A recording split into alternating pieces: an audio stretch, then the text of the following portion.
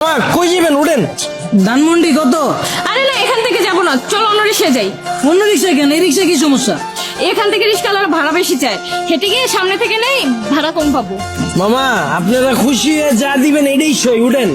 আরে তুমি জানো না, ওরা এই কথা বলে, পরে রিক্সা থেকে নামার সময় কাহিনী শুরু করে দেয়। তুমি তো কাহিনী করতেছো। একটু আগে বাসের হেল্পারে দেখে গেলে বাসে উঠবা না, এখন আবার রিক্সাও তোমার সমস্যা। সব জায়গায় গেলে তোমার সমস্যা আর সমস্যা। আমার পা ব্যথা হয়ে গেছে, আমি হাঁটতে পারবো না, আমি রিক্সায় যাবো। ওঠো হ্যাঁ মামা, আমি ওইটাই কইতাছি, এই জায়গায় অন্য কোনো রিক্সা পাইবেন না। উঠেন। ওঠো ওঠো,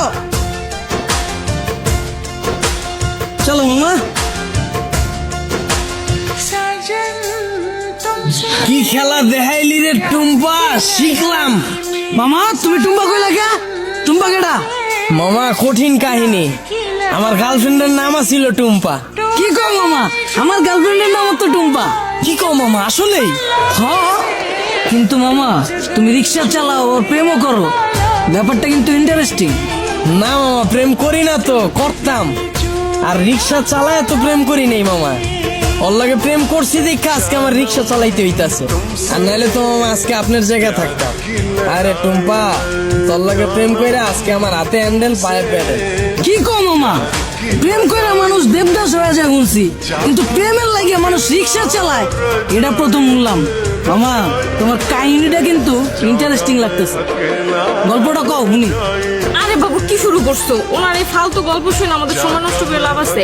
তার চাইতে চলো তুমি হেডফোন বের করো, আমরা গান শুনি। আরে না, মামার কাহিনীটা অনেক ইন্টারেস্টিং। মামা তুমি কও। না মামা থাক, বাদ দেন। মামি উনতে চাইতেছে না, পরে দেখা গেল আমার কাহিনী হইনা চিত্তা যাইব। আরে মামা তুমি তোমার গার্লফ্রেন্ডের কাহিনী কইবা, এটা তো হয় চেতবকে। কও মামা শুনি। মামা কি কমু দুঃখের কাহিনী, ও একটা জিনিস আছিল মামা, খালি চুস্ত। সুস্থ মানে? পুরা কাহিনী কই মামা, শুনেন তাইলে সেনা বুঝবেন। ওর মায়ায় বইরা মামা একটা চাকরি করতাম, ওই চাকরিটাও গেছে গা।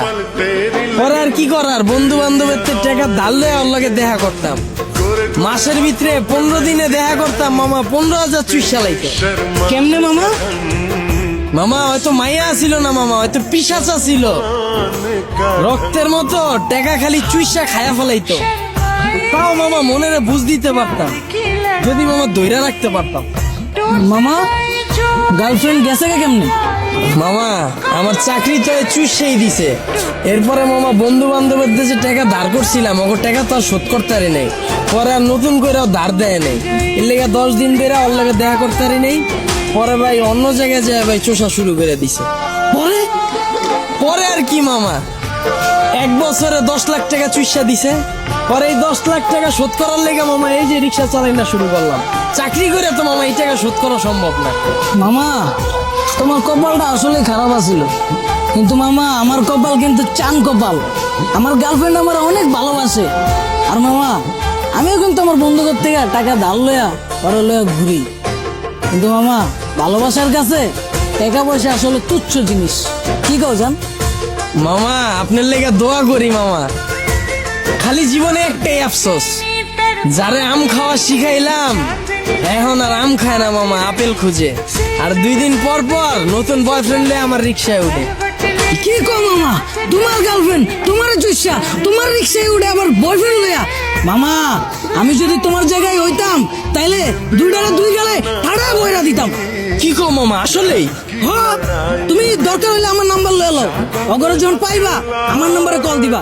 দরকার হইলে আমি আইসা অগরে থাবড়ে যাম। কিলো থামাইছো কে? আয়া পড়ছি তো মামা, নামেন। ও আর বলছো কত দিমু? কিরে তুই আমার মালিকা? মামা আপনিই তো কইলেন পাইলেই কানের নিচে বাজায় দিতে।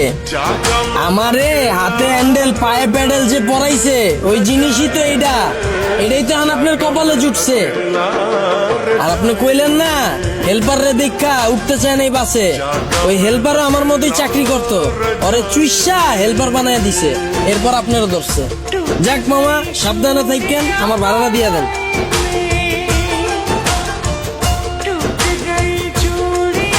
আর মামা চুষা শেষ হইলে যদি রিক্সা লাগে আমার জানেন মামা, রিক্সা আমার পরিচিত আছে এলাকায়। কি খেলা দেখাইলি রে টুম্পা।